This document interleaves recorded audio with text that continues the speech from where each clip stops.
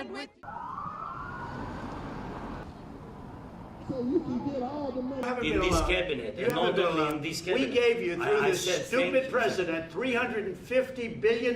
You voted for your... stand with Ukraine.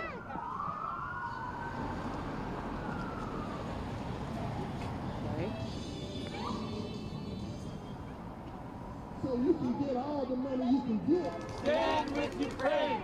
Stand with Ukraine. Stand with So you can get all the money you can get. Stand with Ukraine. Ukraine has been a loyal ally. Ukraine gave up its nuclear weapons because we basically pressured them to. That made them vulnerable to an evil enemy. Our behavior since the new administration came in has been disgraceful.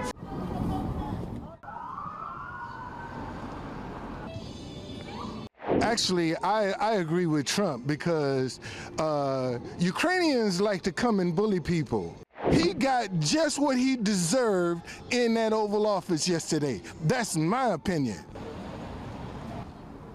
So you can get all the money you can Stand with Ukraine. Ukraine wants peace more than anyone else. That's the key message. We lost so many people and we don't want to lose more. Why can't Ukraine hold an election? And I don't know their constitution. I don't know what process they go through, but they still could have had an election. My name is Elizabeth Killebrew, and I'm out here because Ukraine has been a loyal ally. Ukraine gave up its nuclear weapons because we basically pressured them to. That made them vulnerable to an evil enemy who attacked them without provocation, and we have stood by them until recently. Our behavior since the new administration came in has been disgraceful, and I need to do everything I personally can to demonstrate and try to change that behavior. So I'm out here, and I think that's the reason why other people are out here and are honking as well, because as of Friday, with the interview with Zelenskyy, I've never been so embarrassed to be an American in my life. So if I can do anything to change that and show that the character of the American people hasn't changed at all, I'll do it. Actually, I agree with Trump because Ukrainians like to come and bully people. And we've been bullied too much by them. You know, they use fear of Putin to try to get us to be sympathetic to them. But look at all these able bodies out here protesting. How come they not over in Ukraine? You know, we got Americans that are losing their benefits, losing jobs, but we're paying pensions in Ukraine. We're paying Social Security in Ukraine. Ukrainians in America are living better than Americans. And you want me to stand with them when they are homeless veterans that can't get no help? No, he got just what he deserved in that Oval Office yesterday. That's my opinion, you know? How do you see this whole thing playing out in the days ahead? Do you think Trump could broker peace between the two countries? I don't think they want peace because over $100 billion is missing. I don't think they want peace. They want more money. They don't want peace. They want money. And that's the whole bottom line. They just want money.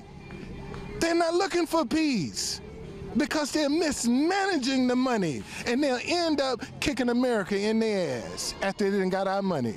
You watch. I'm here today in this action with our Ukrainian and American friends. Thank you so much for your support. To basically stand with Ukraine and show the entire world, especially after everything which happened in the Oval Office a day before, that actually most of the Americans support Ukraine. We all know that, and we want that support to continue. We want to try to find a way to negotiate and to have the support of United States, of Europe, to help us to finish this war and have just and lasting peace with security guarantees for Ukraine. Otherwise, Russia will rearm and reinvade again, and all our efforts to make this peace negotiations with Russia, it all would be in vain if we would not provide the security guarantees. So basically, we're here just to remind that Americans, Ukrainians will stand as long as needed with Ukraine, and we are waiting waiting for the future negotiations and for the attempts of the Ukrainian administration, American administration, to talk and to find a solution. What's your impression about those who support what happened at the Oval Office in terms of Donald Trump supporters, J.D. Vance's supporters? What do you have to say to them? Yeah, so basically when everything happened, me and my fellow Ukrainians, Americans were standing right at the White House, greeting our president and, you know, supporting him, cheering him up before the time when he was supposed to sign a deal. And Ukraine is actually ready to negotiations. Ukraine wants peace more than anyone else. That's the key message. We lost so many people and we don't want to lost more. We don't want to lose more people. We want to have our kids returned. We want to have our POWs returned. We want to have our territories back. We just want to live in just and lasting peace.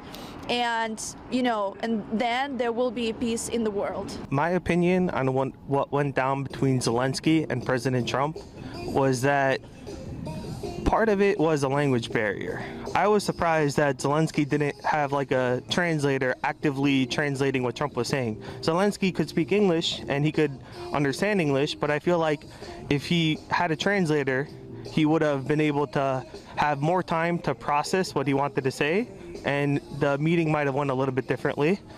And there's also other things involved where what was pretty interesting was I didn't really understand exactly what Zelensky was asking for.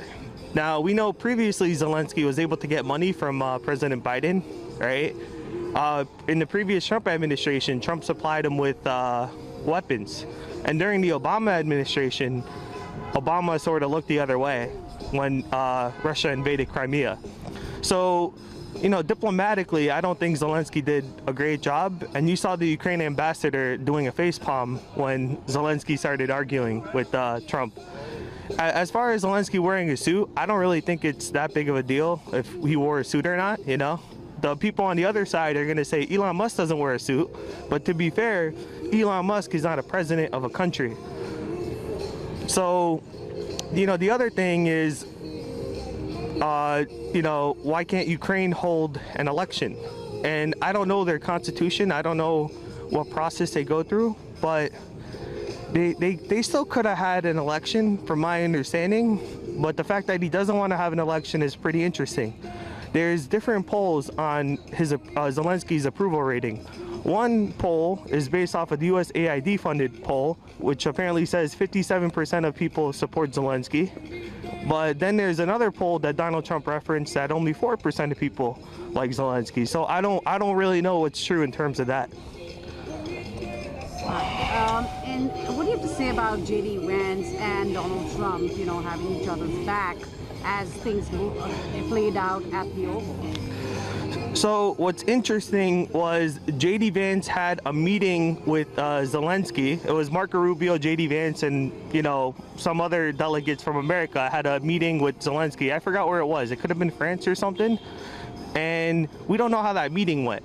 But then later, a couple days after, J.D. Vance gave his famous speech in Germany against European leaders.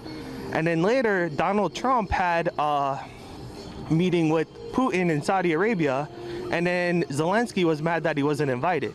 So I think Trump is just, he's taking all sides. J.D. Vance talked to Zelensky and Trump talked to Putin in Saudi Arabia.